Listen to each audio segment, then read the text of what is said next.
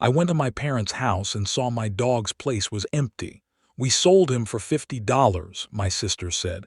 He'll live there now. My parents just agreed. I didn't cry. That night I found him and brought him home. Then I filed a report. 2 days later, my sister's custody hearing took a turn she never expected. I pulled into my parents' driveway that Thursday afternoon, already smiling because I knew Max would hear my car. He always did. My golden retriever had ears like radar. But when I walked to the backyard, his dog house was empty. Not just empty, clean. Like someone had wiped away every sign he was ever there. "Mom," I called out, my stomach tightening. "Where's Max?" Instead, my sister Lauren stepped onto the porch with that smug little smile. The kind that says she knows exactly what she did and doesn't regret it. "We sold him," she said casually, like she was talking about getting rid of an old sofa. I froze. My brain couldn't even register it. What? $50, she said. "Some guy came by yesterday looking for a dog. Mom said it was fine since you're never here. And now Bella can use the dog house." She pointed to her scruffy terrier sitting beside her dog. The one she'd had for 3 weeks. That's when it hit me. My parents came out and I looked at them, waiting for someone to laugh. My dad just nodded. My mom wouldn't look at me. "He's my dog," I said, my voice not even sounding like my own. "I've had him for 6 years. I pay for everything. You offered to keep him when I travel." "You're never home," my mom cut in. "Lauren is with Madison." It made sense. They sold my dog, my best friend, the one who got me through my divorce and losing my job, for $50, so my sister's new puppy could have the dog house. I didn't cry. I wanted to, but I didn't, because crying in front of Lauren would have given her exactly what she wanted. "Dad," I said, forcing a smile, "who did you sell him to?" Lauren's smirk slipped for just a second. "Why does it matter?" "Because I want to know who has my dog." My dad shifted, clearly uncomfortable. "Some guy named Marcus. I don't remember the last name. He left a number. Said he lives in Riverside." What do you think I did next? Do you think I just accepted it and walked away? My mom handed me the number. I saved it, looked at all of them one last time, and left. I sat in my car for about 10 minutes just breathing. My hands were shaking, but I refused to break down. Lauren had been doing this my entire life. Taking my things, twisting the story, convincing our parents I was always the problem. She played the victim and they believed her, especially after she moved back home when her husband left her. But this was different. This was Max. I called the number. A man answered. "Hi, is this Marcus? You bought a golden retriever yesterday." "Oh yeah," he said. "Great dog. My kids are already in love with him." My throat tightened, but I pushed through. "That's actually my dog. My family sold him without my permission." I explained everything. To his credit, Marcus listened. "That's messed up," he finally said. "Look, my kids are attached, but that's not right. Do you have proof he's yours?" "Everything," I said. "He's microchipped in my name, 6 years of vet records, photos, all of it." He sighed. "I'm not keeping someone else's dog. I just need to talk to my kids first. Can you come by tomorrow around 9? Tomorrow felt a lifetime away, so I said yes and hung up. Then I drove straight to the police station. The officer looked doubtful when I told him everything, but once I showed the vet records and the microchip registration, all under my name, his expression shifted. "Your dog is basically stolen property," he said. "Do you want to file a theft report?" Did I? Against my own family. You can imagine what was going through my head. Lauren had taken from me before money, jewelry, even a guy I once dated. She always got away with it because mom and dad made excuses for her. But this time was different. "Yes," I said. "I want to file a report." While giving my statement, something hit me. Lauren had a custody hearing coming up. Her ex-husband was fighting for more time with Madison, claiming Lauren was unstable. My parents had been helping her prepare for court. What would happen if the judge found out she'd been involved in stealing someone's pet? After finishing the report, I checked into a hotel. I wasn't going back to my parents' house. Around midnight, lying in bed and staring at the ceiling, I made a choice. I wasn't waiting until 9 a.m. I already had Marcus's address from a phone lookup. I was getting Max tonight. Was that crazy? Maybe. But here's the thing, Lauren knew I loved that dog more than almost anything. She sold him because of that to hurt me. And very soon, she was going to learn I wasn't the quiet little sister anymore. I grabbed my keys and drove toward Riverside. I found Marcus's house just after midnight. The lights were off except for the porch light. I sat in my car for a moment, trying to understand what I was about to do, sneak into someone's yard to take back my own dog. It sounded insane. Then I heard it. Max barking from the backyard, that bark, the exact one he always made when he heard my car. He knew I was there, that was it. I got out and moved toward the side gate as quietly as I could. It wasn't locked, thank God. The moment I opened it, Max came rushing toward me. Picture a 70-pound golden retriever crashing into you at full speed, pure happiness. I almost lost my balance. He was licking my face, whining, tail going completely wild. "SHH, buddy, SHH," I whispered, but he didn't care. I clipped on the spare leash I'd brought and we headed back toward the gate. That's when the porch light snapped on. My heart stopped. The back door opened and Marcus stepped out in a t-shirt and sweatpants, squinting into the darkness. "Sarah," he called. I froze. Should I have run? Part of me wanted to. "Yeah," I said softly. "I'm sorry. I know I said 9, I couldn't wait. He's my dog and I—" Marcus raised his hand and walked down the porch steps. I braced myself, expecting anger. But when he got closer, he just looked at Max, then at me. "I heard him losing his mind and figured it was you," he said. "I talked to my kids tonight. They were upset, but they understood. A dog belongs with his real owner." He paused. "I wasn't going to keep him anyway. You didn't need to sneak over here at midnight like some kind of dog thief." He actually laughed. I couldn't help laughing too. "I know, I'm sorry, it's just my sister." "Your sister sounds like a piece of work," he said plainly. "You filed the police report." "Yeah, good. She shouldn't get away with this." He bent down and scratched Max behind the ears. "Take care of him. He's a good boy." I thanked him about 100 times and then Max and I got into the car. The moment we hit the road, I started crying.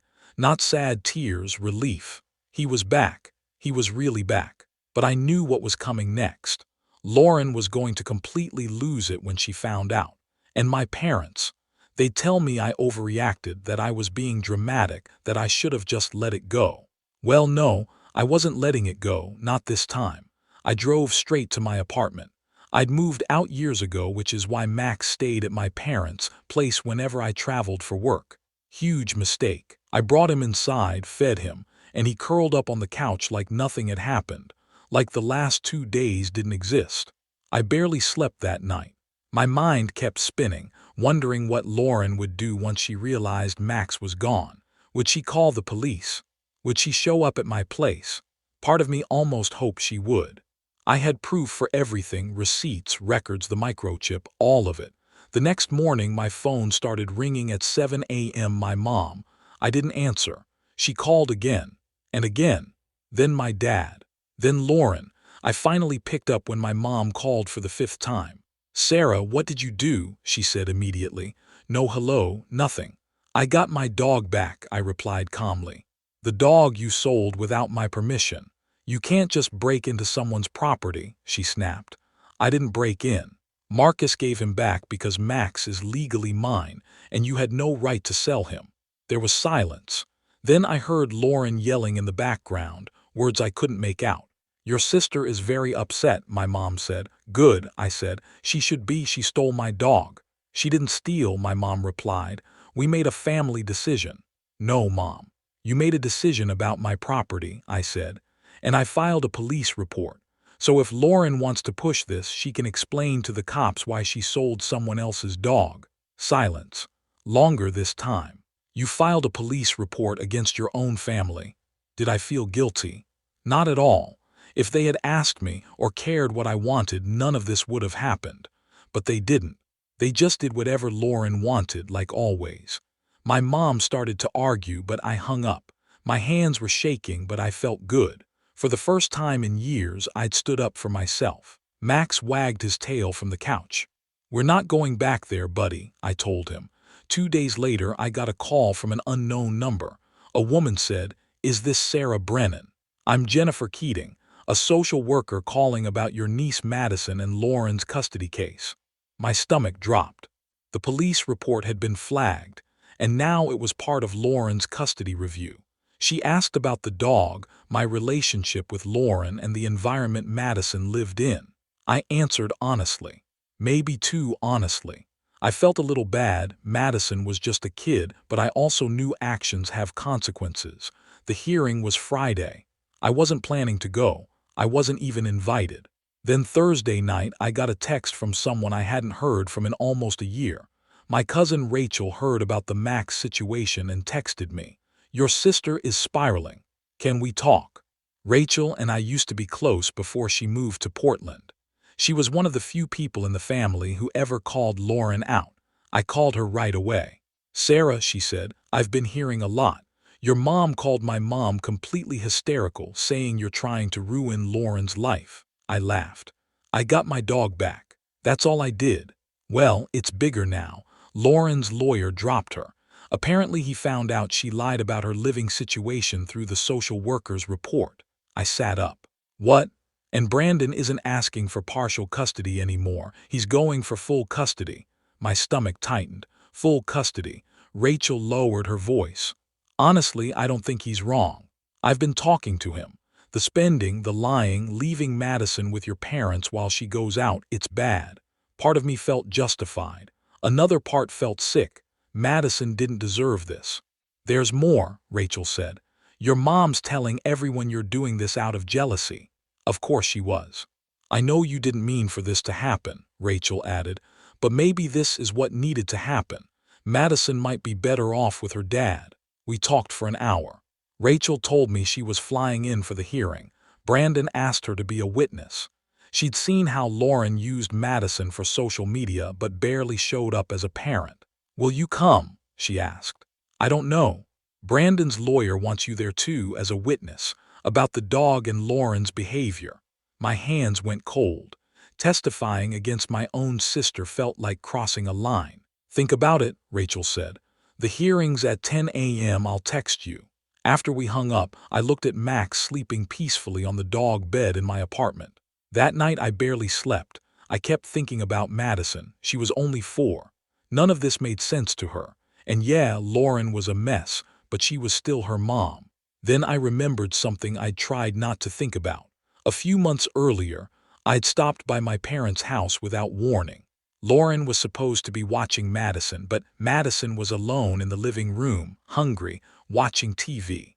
Lauren was upstairs, door locked, on the phone. I made Madison lunch and said nothing when Lauren finally came down. I should have spoken up. I knew it then, and I knew it now. The next morning, I woke up at 7 and just stared at the ceiling.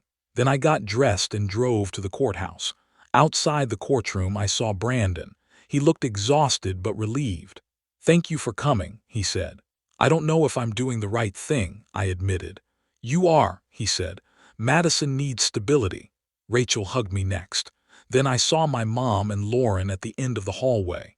The look Lauren gave me, pure rage. She tried to walk over, but her lawyer stopped her. My mom came straight up to me.